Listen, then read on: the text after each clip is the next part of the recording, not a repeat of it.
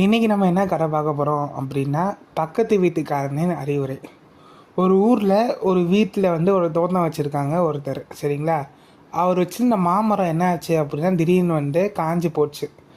உடனே பக்கத்து வீட்டில் இருக்கிறவர் என்ன பண்ணுறாரு அப்படின்னா, அவருக்கு சொந்தக்காரர்கிட்ட வந்து சொல்கிறாரு, இந்த மாதிரி பத்து போன மரம் வந்து வீட்டுக்கு ஆகாது. ஆனால் அது வந்து என்னுடைய அனுபவத்தில் கண்ட உண்மை.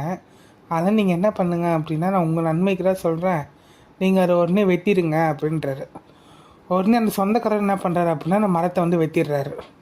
திரும்பி பக்கத்து வீட்டுக்காரர் வராங்க, வந்து சொல்கிறாரு, இவ்வளோ விறகு வச்சுட்டு நீங்கள் என்ன பண்ண போகிறீங்க?